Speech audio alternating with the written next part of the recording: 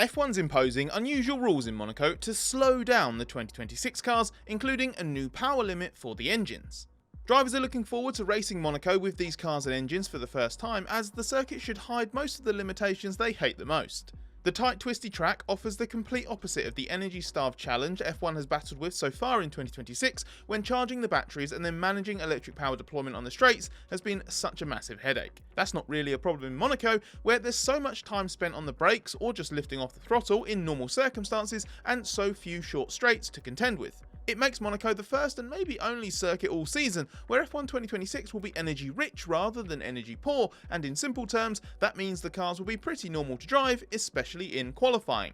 This is perfect timing because Monaco is a uniquely brilliant qualifying challenge for the drivers and spectacle for us watching. But while the energy headaches that have dominated 2026 simply won't exist this weekend, that has led to some specific new demands being enforced. The FIA has made specific interventions in the form of enforcing a mandatory power cap mode and deciding there will be no active aerodynamics, so the front and rear wings will stay closed all the time.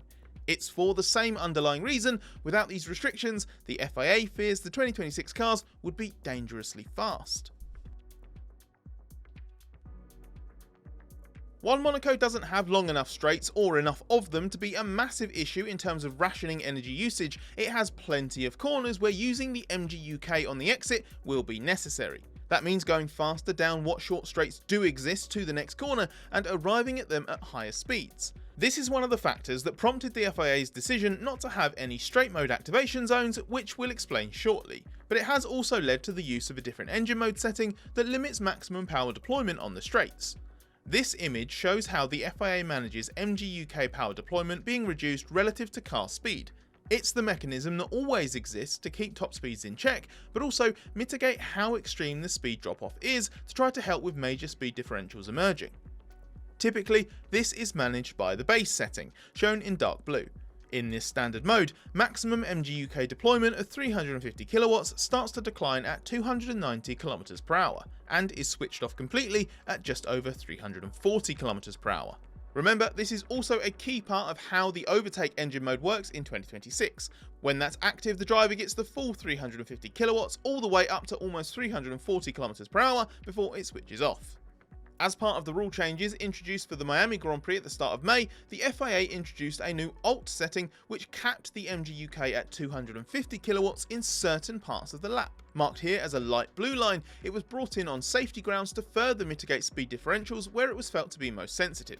For Monaco, there will be another new restriction entirely. Known as Rev 1 and shown here in green, it allows for full MGU-K power but cuts it off much sooner, decreasing to 0 kilowatts by 300 km per hour. This is going to be used for practice qualifying and the race, and while we're still waiting to see what other specific power or energy requirements there will be around the lap, we know this will be the baseline limitation. To explain why this is considered necessary or why it's unique to Monaco, we need to refer to another bit of F1 2026 jargon: power limited distance. These are areas of the track where mandatory power reduction rates have to be used to help manage the energy headaches. The shorter the distance, the less of the lap is affected by the restrictions. At most circuits this season, the power limited distances are substantial. Spa's will be 4,594 metres for example, while Monza's is set at 4,218 metres. So there, a huge proportion of the laps will be spent under some form of mandatory management. Monaco has by far the shortest power limited distance of the year at 1,388 metres, half a kilometre less than the next shortest in Hungary. So the mandatory restrictions bite far less, but this cuts both ways. With more freedom on battery charging and power usage, the power deployment would be excessive, at least according to the FIA, so different restrictions get imposed to avoid the cars going problematically fast. What a load of fun. It's worth stressing that even with the new rules, the overtake mode will still be in play for Monaco. All of this is intended to work together to ensure the cars are not unrealistically difficult to slow down into corners where there is no runoff and the chance of a big impact is so likely, and will prevent even more dangerous airplane-style crashes if someone is deploying full power at extremely high speeds while someone else is going more slowly while charging their battery.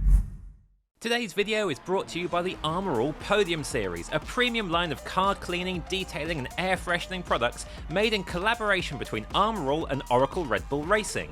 Engineered with precision and expertise featuring SiO2-based hybrid ceramic technology, the ArmorAll Podium Series products are formulated to meet the elite performance standards of Oracle Red Bull Racing, so you can achieve podium-worthy results on your vehicle at home.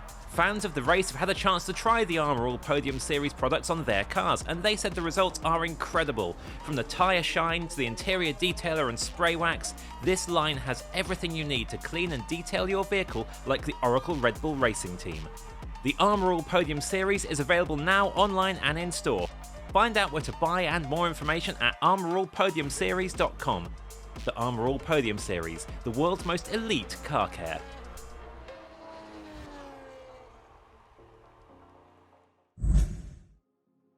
The other change we've already briefly referenced for Monaco is that active aero will not be used over the weekend, as the FIA has decided there will be no straight mode zones. F1 switched to a new type of movable aero for 2026 with front and rear wings that open up as a means of reducing drag on the straights. It's not an overtaking aid like the previous rear wing drag reduction system, it's an efficiency tool to help with the pesky energy demands of the engine. The wings run flatter in designated straight mode zones to reduce drag, then revert to the normal position to have maximum downforce in the corners.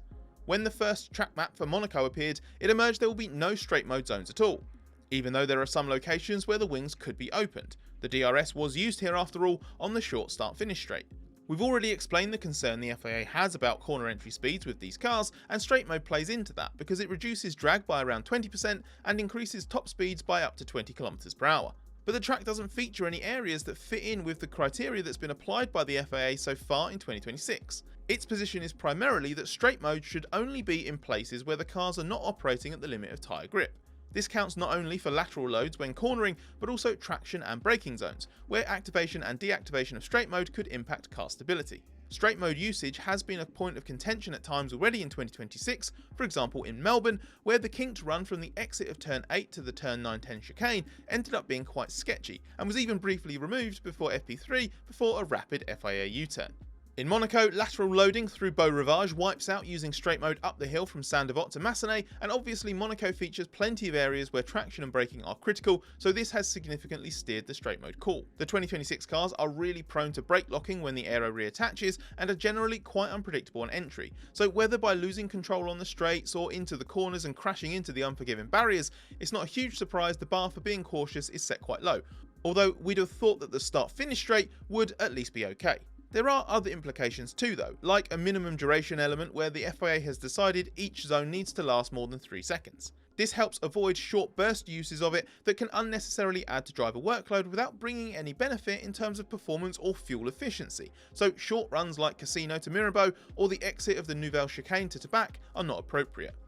All of that also factors into it being essential that any straight mode remains safe in all conditions, which means not only low fuel qualifying laps but also at the end of race stints when tyre performance has dropped off. A quirky consequence of all of this means that Monaco is going to be the first time since 2008, before the DRS was added and before that 2 years of adjustable front wings, that F1 hasn't planned to use movable wings at all during a race weekend. And more importantly, while it's led to yet another layer of complexity in managing the realities of the 2026 cars, the final product should be better and simpler. Drivers are optimistic that Monaco will show off the slightly lighter, smaller and more nimble 2026 cars at their best and be hamstrung by the engine annoyances less than at any point this season.